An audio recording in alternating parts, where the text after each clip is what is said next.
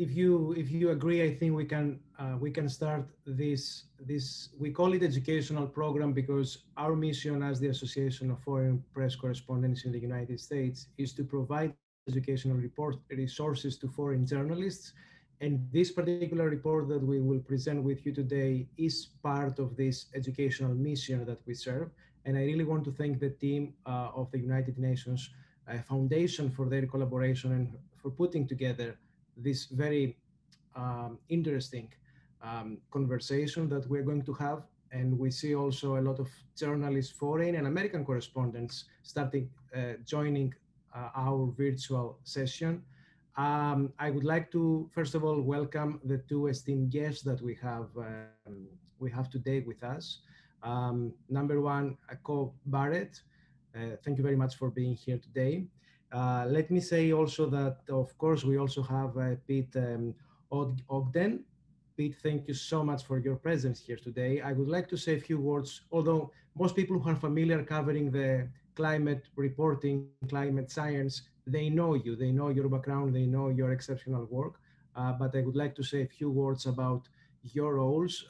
Co Barrett is the vice chair of the International Intergovernmental Panel of Climate Change. And we want to say that the Intergovernmental Panel of Climate Change is the United Nations science body, climate science body. She's also the Senior Advisor for Climate Office of Oceanic and Atmospheric Research, the National Oceanic and Atmospheric Administration, the so-called NOAA. Thank you, Co Barrett, for being again here today with us. And we also have together here with us the Vice President for Energy, Climate, and Environment of the United Nations Foundation. Pete, I want to thank you very much for your presence again here today. And I would like to say, for those that they don't know Pete's background, Pete has served at the White House under the Obama administration and also at the State Department. He has worked on international and domestic climate and energy at the Center for American Progress and the University of Chicago. And we want to dive into the report to see what are the major findings here, and especially going forward towards the November conference of the United Nations on climate change. And I would like to give the stage to Yuko and take it from there. So we will also follow up with a lot of questions once the report is completed during the presentation. That sounds good. Thank you, Thanos. Hi, everybody.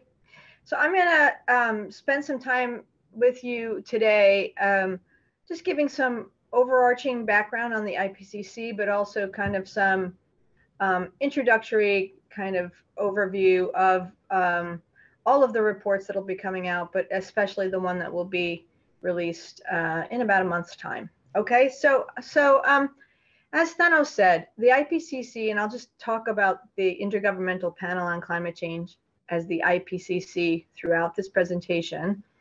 The IPCC is the international body for assessing the science related to climate change.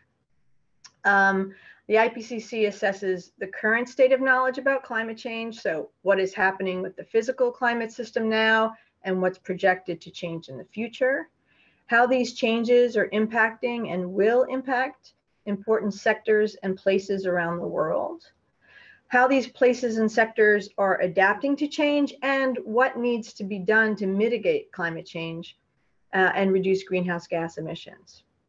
So the work of the IPCC is policy relevant and never prescriptive. And that's really an important part of the way that we do our work.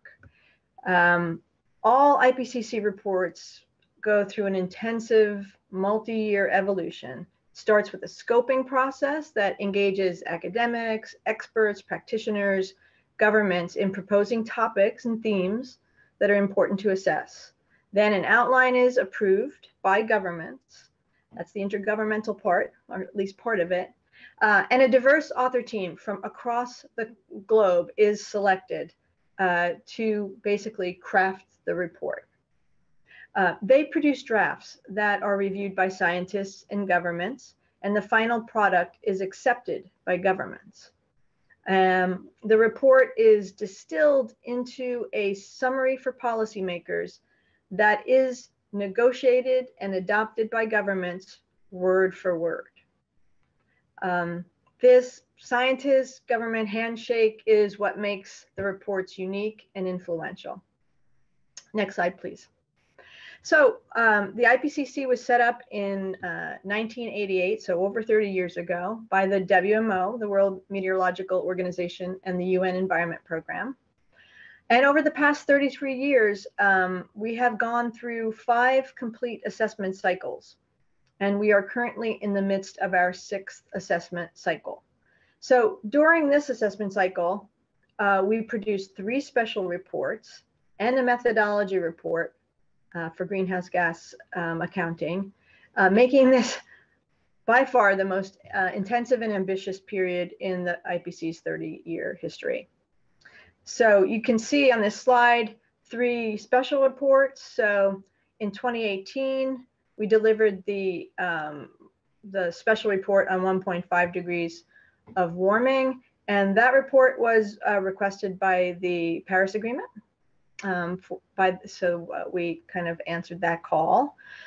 In 2019, we produced 2 reports. One is the special report on climate change and land, and the other is the special report on oceans and cryosphere in a changing climate. By the end of 2022, all AR6 reports will be delivered in time for the first global stocktake in 2023 by the Conference of the Parties to the UN Framework Convention on Climate Change. And for those who may not know, the global stocktake is a process for taking stock of the implementation of the Paris Agreement with the aim to assess the world's collective progress towards achieving the purpose of the agreement and its long-term goals. Next slide, please. So as you saw on the timeline, AR6 included 3 special reports. The 1.5 degree report, which details the impacts of warming of 1.5 degrees above pre-industrial levels and the mitigation pathways that we could chart to keep warming at that level. The special report on climate change and land looks at issues like desertification, land degradation, sustainable land management, food security, and greenhouse gas fluxes in terrestrial ecosystems, which are really important to the whole climate equation. Most recently, although it was September of 2019, we released our special report on ocean and cryosphere in a changing climate. And that report examined the farthest corners of this earth, from the highest mountains and remote polar regions to the deepest oceans, looking at issues including sea level rise, oceans and marine life, extremes, abrupt change, etc., marine heat waves. Next slide. So the IPCC is a complex organization composed primarily of a governing secretariat and working groups that produce IPCC reports. The 3 working groups contribute separate reports to each assessment cycle. Working Group 1 produces the physical science basis. Working Group 2 focuses on impacts, vulnerability, and adaptation. And Working Group 3 looks at mitigation. And at the end of the cycle, there is a final synthesis report that looks to capture the major points that come from any of the reports, including the special reports that we've undertaken this assessment cycle. So next slide. Okay, so throughout the year, this year and next, you will see IPCC release 4 reports that comprise the main body of our assessment cycle. Since it's the next one to be released, I think we'll talk a little bit today about the Working Group 1 report. I can't share with you the details because all the information is embargoed until it is actually approved, but we'll talk a little bit about it. So next slide. Okay, so global representation is the key to the success of the IPCC reports. In producing the Working Group 1 report, we have 234 authors from 65 countries, 63% of whom are new to the IPCC process. So we're getting new ideas. We're reaching out into, the broad range of science that is out there to be assessed. The group of authors has assessed over 14,000 peer-reviewed publications. They've handled over 20,000 comments on the first draft and 50,000 comments on the second draft. And they have a whole documentation process for answering these questions, these comments, and how the answers are reflected in the revised draft. And they are continuing right now to work to refine the draft. In the IPCC, we continue to work to encourage not only geographic diversity, which is important in our intergovernmental process, but also gender equality in IPCC processes. I'm proud to say that the proportion of women authors of IPCC reports has increased from below 10% in the 1990s to around 30% today. Is it equal? No, but it's it's vastly improved. In February of 2020, the IPCC adopted its gender policy and implementation plan. And through this plan, the IPCC is dedicated to mainstreaming gender in its work in an inclusive and respectful manner, where there is balance and participation and all have equal opportunity. And I'm proud to include this message because I pretty much led the development of that with a whole host of folks from around the world. And I currently am the chair of the Gender Action Team in IPCC. Okay, so next slide. So Working Group 1 will present the most updated science around climate change, focused on regional impacts and drawing from advances in science since the last assessment report in 2013. More specifically, we expect Working Group 1 to share new information, including advances in science since AR5, including better historical data, improved climate models, and new ways to combine multiple types of evidence. A better understanding and attribution of human influence on the climate system. For example, extreme weather events can be attributed to human-caused climate change with higher certainty in some cases. They'll be using a set of 5 emissions scenarios to explore the impact of a broader range of greenhouse gases, land uses, and air pollutants. And they will employ updated methods to enable us to better anticipate the timeline for when the climate system could react to mitigation actions, such as emissions reductions. There will be an improved regional focus, which highlights climate impacts by region, breaking down global climate change to provide regionally relevant expectations. And we'll be using this new interactive atlas that features data underpinning the Working Group 1 assessment, including observed and projected climate change information. And this allows users to perform spatial and temporal analysis using many data sets used in the Working Group 1 assessment. It also allows better access to synthesized regional information for climate impact drivers and makes data available for download. So it's a really, really nice tool to have added to the IPCC toolbox. Next slide, please.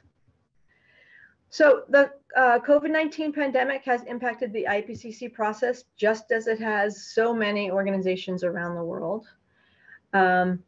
We are currently planning for our first ever virtual plenary approval, where we will adopt the summary for policymakers for the Working Group 1 report. This is no small undertaking. So we are working to mitigate challenges, including making sure that we have reliable access to the virtual platform worldwide. There's fairness in scheduling to allow global participation. So everybody gets a chance to work within their normal working hours, and everybody gets a chance to work in the middle of the night. That's how equity plays out in that regard.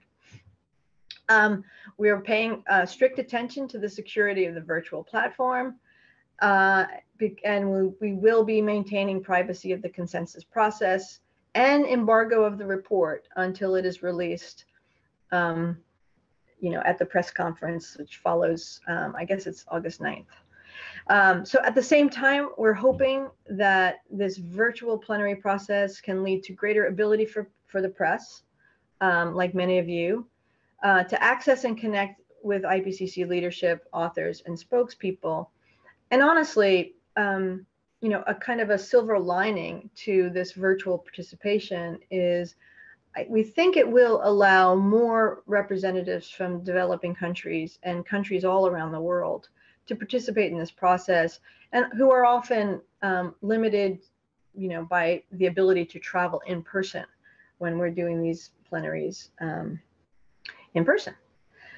So with that, I will turn it back to you, Thanos. Thank you very much. Thank you very much, Ko. I would like to go to Pete, because we started already receiving questions and people raising hands. So once the presentation is over, we will give them the stage directly. And I will also follow up with some additional questions. Thank you. Great, thank you. And I will be brief. I will just pick up on one of the pieces that Ko touched upon that I think deserves a little bit of even further exploration, and because it's really what makes the IPCC so extraordinary and unique, in addition to the incredible depth of work and breadth of work that Ko talked about in terms of establishing the best science and the best thinking and knowledge on climate change, is that it also includes this formal acceptance by governments.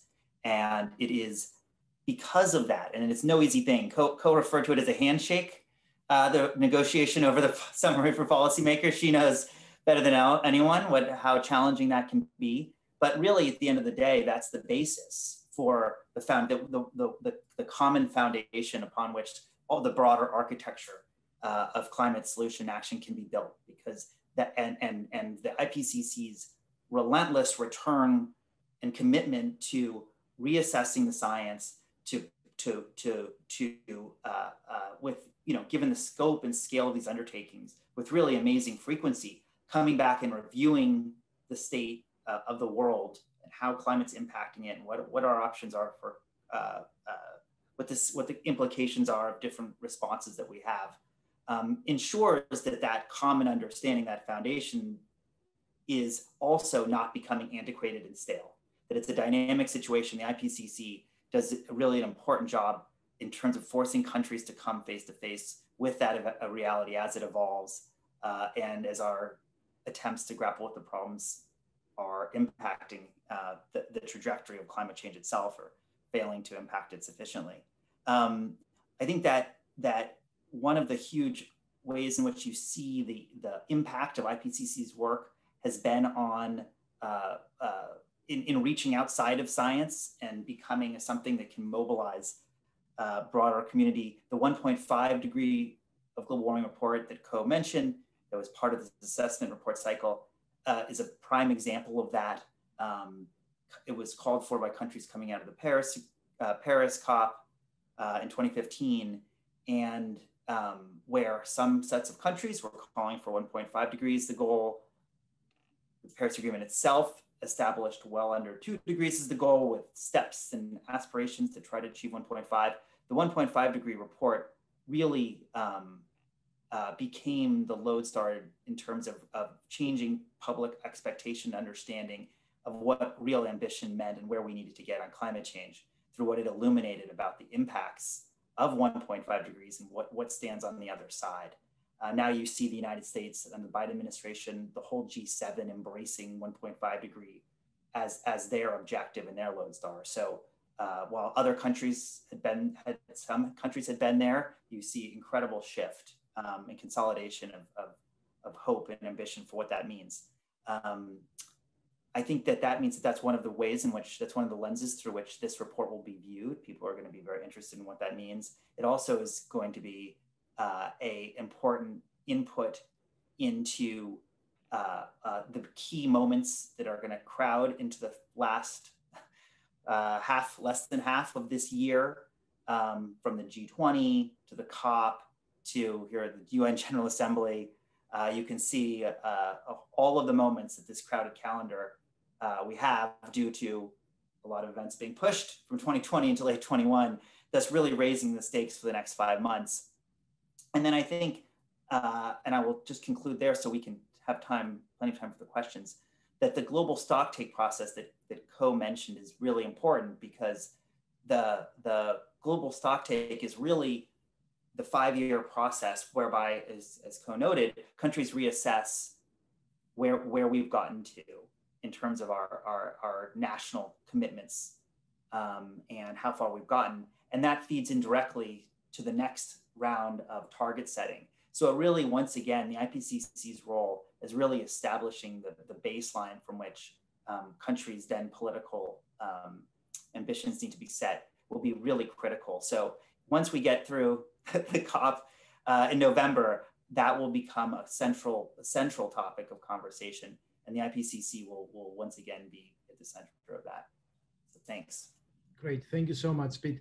One quick question before we open the stage. What are your, I would say, what are your expectations? What are your hopes in November going forward? And what are the major challenges that has been, faced throughout this process for this report?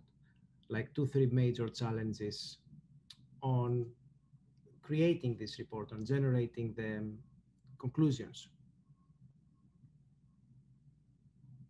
Well, that sounds like that question is directed to me. We produce these reports, and they are very much informative. They inform the negotiations that happen, say, in November. And we like to align our schedule to be informative to the Framework Convention on Climate Change. But I just want to be clear that, we've had this schedule that we've adapted to COVID, but, we kind of work along our own assessment schedule. So just to lay that out there, what I will say about this report that's been most challenging is actually the adjustments that we've had to make to the schedule for COVID. We delayed this report. We were going to deliver it earlier, but we had to delay the report release. And we are also having to do this, as I said, maybe in my presentation, we're having to do this virtually. And if anybody who's been, in these international meetings, how difficult it can be to, first of all, get agreement to do something like this virtually, because we're constantly having to weigh whether all participants will have equitable access. We're very concerned going into this approval that we will have, solid connectivity for everybody who's participating. We've built in some contingencies if a person happens to fall out of a call when a topic comes up that they want to opine on and make a point. So, so there's just a whole bunch of planning going on behind the scenes to make sure that we can replicate as closely as possible the physical approval in this virtual setting. And I'll say, it's a challenge because people are not necessarily fully comfortable with this virtual participation. So I think this cycle in particular, it's very important to try to hold the embargo on the information until the report is released. I mean, we already know that there was a leak of the Working Group 2 report that hasn't even gone into its final round of review. So it's a super early leak. Those leaks are never helpful. And I think in this case, having a leak of the Working Group 2 report just before we go into the approval for the Working Group 1 report may make your jobs more difficult, because now there are 2 reports that are kind of circulating out there in the world, and communicating that challenge is particularly understood. Yeah. Novel. If Pete, would you like to add anything on that, or we can go directly to the attendees and participants? Let me go ahead to Seth Boronstein. I'm sorry if I don't spell it correctly. You can directly ask your question, please. And I encourage everyone to raise their hands. You're gonna join the stage and just participate in the briefing, guys. Thank you. Can you hear me? Yes. Great. This is for Ko. to try to compare to AR5 in two ways, if you don't mind. It's a two-part question. In AR5, when it came to the main question on climate change that is always sort of the one we focus on from Working Group 1, which is the level of confidence that it's anthropogenic and it's a problem. Last time, each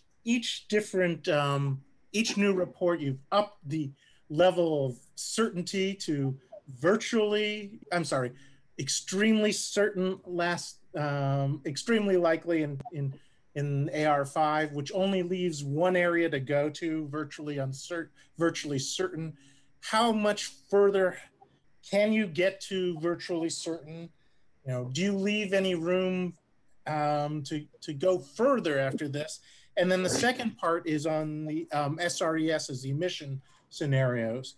There's been a lot of talk in science in the last couple of years that given the increase in solar, given everything, emissions slowdowns, not even included in the pandemic, that the old SRES 8.5 is sort of out of date, and that the worst case scenario isn't likely now.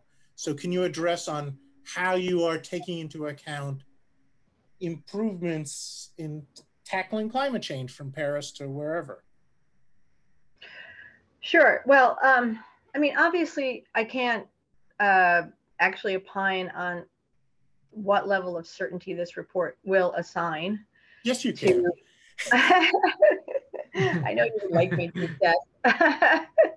Because actually, you know, that is likely to be one of the key headline statements, and governments they've just submitted their comments, and they will have comments in the actual approval of the summary for policymakers. But I think it's safe to say that, as you can imagine, there is a progression of certainty that this report will follow. As to the scenarios, yeah, we've kind of gone through, you know, a series of different ways to try to capture and to evolve the scenario process. So Seth, you referenced this SRES scenarios, which are what we used, you know, 2 assessment reports ago. Then we kind of went to these representational concentration pathways. And in that regard, we had an 8.5 at the top and a 2.6 at the bottom. I think, you know, there has been an evolution in mitigation actions, and there's also a desire to have more granularity in the middle of the range of scenarios. So they're working with 5 pathways now that hopefully will give, you know, what we're hoping to do, which is to kind of assess what is potentially ahead of us for various pathways that we may take, and we'll just wait to see. Working Group 1 will opine on a part of that, but of course Working Group 3, which really looks at mitigation, will have lots to say about the pathways. Thank you. Pete, would you like to add anything? And also, Seth, would you like to have any follow-up question? Otherwise, we will go. Yes, let me follow up. At some point, you know, since, as you point out, this is the headline statement, the certainty, and there has been talk that at some point, Working Group 1, given that climate change is so accepted now, and science has gotten so mature, that maybe there's less of a need for Working Group 1 as opposed to Working Group 2, which is talking about impacts. Are we reaching the point where Working Group 1 may have outlived its usefulness? We are not having any conversations like that, either on the leadership team of IPCC or even, quite honestly, in the plenary conversations about how we structure the next round of reports. Yeah, I think there's, you know, a broad and widespread acceptance that climate change is happening, but there are elements of the physical science system that we, you know, are constantly evolving. Climate sensitivity, where, you know, the research continues to advance, and there's lots to say. Thank you. Eric Roston. Hi, thanks for having this call. I was wondering, other than obviously unauthorized leaks of draft reports. What are the elements of the science itself that we in the media tend to mess up or miss or could do a better job on? I mean, you have to have a running list of 10 things in your head that we mess up all the time. I actually do not have that list. Maybe you have that in your head, and I would be interested to hear your perspective on that. But honestly, and you know, I mean, from my perspective, it seems like the press, just like in society, has evolved with a pretty strong understanding of the science that underpins climate change. And I've been impressed just looking at the way that these reports are received over the last 30 odd years to see a high level of sophistication, both in the way that they are presented to the public through you guys, but also in the way that they're received. So, but, you know, I'd be happy to entertain areas. And I think actually the UN Foundation is planning to try to facilitate the answering of some questions in advance, not specific to the report, but maybe to provide some background information. So what is climate sensitivity, you know, or how have our observations advanced? I mean, whatever those questions may be that you think will be essential to your knowledge in order to report well on this report. You know, I think there are some kind of notional ways for us to do that education. If I could drop in one more, I guess. The media, with the IPCC report coming every 5 to 8 years, it's coming out every time into a vastly different global media climate itself, with different platforms, different sources of information, different channels, and different audiences. How does that figure into either the presentation of the report or its launch strategy? Yeah, I mean, we're having to constantly evolve. And actually, you know, it's challenging to evolve a large multinational organization. But I'm pretty proud of the way we've, say, embraced this interactive atlas. You know, and I think we need to be thinking, you know, as we go forward about more things like that allow people to have access to the data so they themselves can be working with it and using it to their own kind of in their own products and to their own end. I will say this. One thing we've worked on, which is not necessarily embracing new technology, but it is, and you guys have really helped us in this regard. You have helped us to recognize that we have to be less sciencey when we talk about some of these topics. You know, the scientists who are the authors of this report, but by the way, they've volunteered their time. So let me just make sure we get that out there. They are heroic in the way that they have been volunteered. And in this case, volunteered for longer than they thought they would because of COVID. But they are scientists and they are very concerned with certainty and error bars and things like that are maybe a little bit more challenging for the average reader to comprehend. So we are spending much more attention on making, especially the summary for policymakers, much more readable to the lay audience. So hopefully that will help you in your efforts to get a story across that is easy to convey. Absolutely. Eric, do you want to follow up? We have also a question from Zach. Zach, can you also identify yourself, like the media you represent and your work? Hi, yeah, Zach Coleman with Politico here. So thank you for doing this. I signed on a little late, but I mean, for when we're translating the science for readers, you know, a lot of us like to bring up the RCP 8.5 as the worst case or business as usual scenario. Is there a better way to frame that? And also, what do we tell readers? What pathway are we on right now? If RCP 8.5 is the business as usual, are we business as usual, or is there another pathway that we are closer to explain to readers where we're at? I think the reports are going to enlighten you guys and the reader on this particular question. I'm not going to opine on it. It'll be coming out a little bit in the Working Group 1 report, but but certainly in the mitigation report. Zach, do you have any follow-up question on that? I mean, is there a better way to frame 8.5 than business as usual or worst case scenario? Have we evolved in our understanding of what that pathway represents? Well, I'll just say, I mean, the IPCC doesn't actually talk about 8.5 as business as usual. That's a construct that others have crafted. We actually don't opine on which scenario is you know, the business as usual. We talk about the various futures that are associated with scenarios. You know, we have to be policy neutral on this, and you know, we don't actually assign business as usual to 8.5. Thank you. We keep accepting questions, and as long as we're waiting for someone else to raise his or her hand,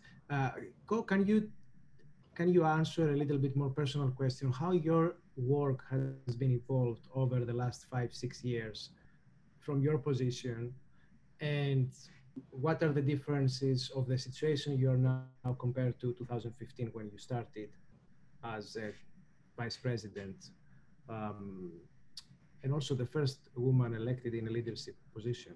I have to say that. Yeah, and I'm happy to be joined by another vice chair who is a woman, Delma Krug from Brazil. So 2 of the 3 vice chairs are women in this round. And also 2 of the 6 working group co-chairs are women. Deborah Roberts from South Africa and Valérie Masson-Dumont from France. So, and maybe I'll just focus on that for a minute in answer to your question, Thanos. You know, we obviously, our main job is producing these reports, and, you know, we go through the scoping, we pick the authors, we have our lead author meetings around the world, and we're working to produce these assessments. But we meet frequently. We meet to have authors meetings in countries. We meet to have plenary meetings to basically advance the business of the IPCC. And we always make an attempt whenever we're in a country to have an outreach event. Usually we go to a local university, and we look to kind of present information we may have from our previous assessments that are relevant to the country. We invite scientific climate presentations from the partners in the country at the university. And we model a gender balance in our presentations, and we talk about gender balance in encouraging the nomination of our authors. Because, you know, I gave that stat earlier about how, you know, we've moved from about 10% women in the 90s to about 30% women now as among the author teams. That whole process is driven by who we get nominated from countries. So the very first step is educating people in their countries to nominate women to be part of the author team.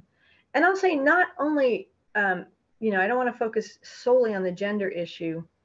I think if you will look back over the IPCC reports from the beginning, you will see a vastly different report that we're putting out now, because now our reports cover a broad range of social science, economics, psychology, the perception of risk. It's just, there's just so much information that's so important to kind of understanding this climate system and all of the elements that go into climate action or climate choices. So, so we do our best when we're visiting these countries to kind of engage people to improve, because, you know, look, I mean, I'm sure that everyone on this call understands the value of diversity. In a research setting, having diverse authors, be they gender diverse or from countries around the world, actually provides an essential input into considering this complex problem. I mean, the last thing you want to do is have a bunch of people from one university who have been schooled in one way of thinking to be looking at a complex problem. You need people looking at this problem, climate change, from every different direction to check our unconscious biases, to bring up issues we may not have considered. And, that's the value of diversity. That's the value of inclusion. And I think we've really been doing a much better job as we evolve through the process to realize the true value of an approach like that. We have a question from a colleague from the New York Times, Sominis and Gupta. She's asking, can you briefly summarize the main questions you are trying to answer in this report? And what have been the hardest areas for scientists to agree on before the input of governments? I am not in a position to answer that question because I'm not, as a vice chair, I'm not sitting in those meetings with the lead authors and the contributing authors and hearing their debate and hearing where they're struggling to assess the literature or readily agreeing that that's where this is. I would say, though, that's a great question for when we get to the release of the report and you have those authors sitting in front of you who have been intimately involved in the drafting of this report. Thank you. If we don't have other follow-up questions, I would like to have a summary before we conclude our presentation from both of you, something that you would like to share as a message. We have one more, sorry. We have one more that just came right now from Seth again. Yes, Seth, of course. I think you are already, everyone is unmuted here. So feel free, guys, to just jump into the stage and ask your questions. So in the past, when this was all in person, while the press was not allowed in the approval sessions and the negotiation, you did allow activists and NGOs. Will the NGOs have access to the virtual sessions that are private, that are off to press, closed to press? Well, our procedures in that regard haven't changed. We don't actually have a category called activists, but we do have, and even NGOs, we have observers who are registered with the IPCC, and they do participate in the formal plenary sessions of an approval session. The process basically is it prioritizes the input of governments in the the SPM approval. And so if there are comments by observers, they always come after the governments themselves make interventions or suggestions. But our process while being virtual has not changed in that regard. But okay, so they will. You do have observers that are there. Okay, good. Thank you.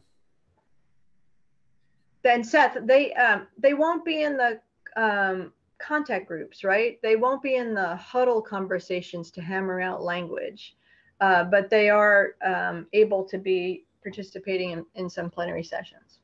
Which is more than reporters can get. That's true, but it's really important to protect the process so that people feel like they have the freedom to represent their governments and interact with the authors without it being potentially a newsworthy event. So that's kind of part of what drives that. So you don't see who waters things down.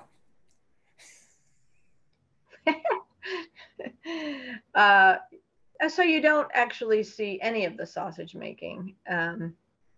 And so there is a freedom to have things improved, including by the authors who are working really hard behind the scenes to take comments into account and make sure that changes they may introduce into the summary for policymakers is entirely consistent with the underlying report. And yet the UN doesn't do that, nor does the United States government or the British Parliament. Only you guys do that.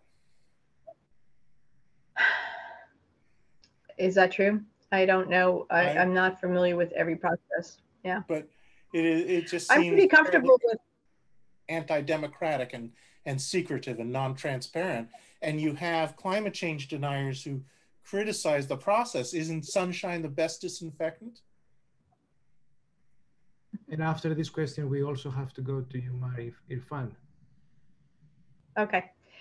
Yeah. Well, I mean, I've kind of opined on it. I think that the current process is in place for a good reason. Thank you, Ko. Thank you, Seth. Umer Irfan, you're also unmuted. You would like to go ahead and ask your question, or you want me to share your question? I'll go ahead and ask it. My name is Umer Irfan. I'm a staff writer at Vox. I was just wondering, given that there's such a long time between when these assessments are put out, is there a mechanism for incorporating new findings as they come in, or revising the conclusions in AR6 after it's published to sort of go back, reevaluate, and check the canonical document, or do you just have to wait for the next one to come out? That is a really great question, because it's something we struggle with. Our process for drafting, review, revision, review, and then acceptance and approval is rigorous, but it takes a lot of time. And so we have to kind of balance, can we do this more quickly with, can we do this rigorously and with full inclusion and participation of countries and scientists from around the world. So we pretty much have hit on this schedule of putting out a major assessment every 7 years. This time it's a little bit delayed. And we try to do some special reports in the beginning of a new assessment cycle so that we are getting some new information out quickly on topics that seem to be of highest interest to the governments who are participating. So 1.5 degree report, perfect example. Paris Agreement came out. Island nations and others asked for an assessment of 1.5. We delivered that in 2 years. So those special reports give us the flexibility to be responsive and a quicker time frame than the larger, longer term major assessment reports that we produce towards the end of each assessment cycle. Thank you very much. If you agree, I think we can conclude our presentation and our discussion. And I would like to follow up on my latest question. If you can share a message to our audience, so we can conclude our conversation. Can I turn to Pete first, and then I'll come and follow up? Yeah. Sure, thanks. I mean, I would just say, I think Ko's point about the and the statistics that you shared about the diversity, especially international quality of this report, is really important and something to consider also in your coverage, because we have a national climate assessment. Some countries do have their own separate ways of developing scientific consensus on local impacts, but this is really a global product for a global audience, and the understanding how this science reaches into different countries, how it affects the policymakers of those countries is really important, hard for anyone to wrap their mind around. But I think especially if you're trying to understand the kind of policy implications of how policymakers are responding and internalizing these findings, it's really valuable to try to engage those audiences directly. So I think that's a contribution that IPCC is delivering by virtue of engaging their scientists. But the next phase, of course, is to look at how the effects spill out beyond that. So thanks again. Thanks for the opportunity. Thank you. And we look forward to having you again, even after November, so we can have also a follow-up question and conversation with you. Yeah. Yeah, I look forward to that too, Thanos, because, once the report is out, we can say so much more about digging into the actual findings. This is really kind of the introductory conversation so that people understand the process, respect the process, but also kind of understand, how we'll be moving forward towards approval, and then, full and open disclosure of the findings. But I just want to say, I guess in closing, I'm so grateful to you guys for being the voice for these findings and for basically kind of being the megaphone for getting this important climate information out to the public. You've played such a tremendously valuable role in sensitizing people to the problem, sharing information about impacts, and also solutions to the issue. And as you have become so well informed, you have really been terrific spokespeople for the work that we do. And I know that the scientists are just so grateful for the attention you bring to this topic, and policymakers as well. I think you've played a central role in helping society to understand this important problem. So thanks.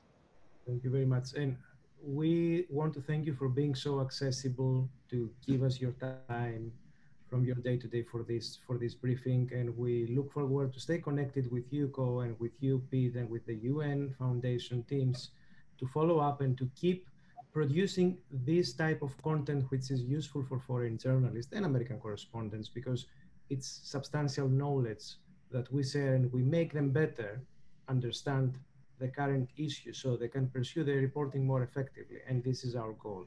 So we hope we will host you again soon, even after November or even before November.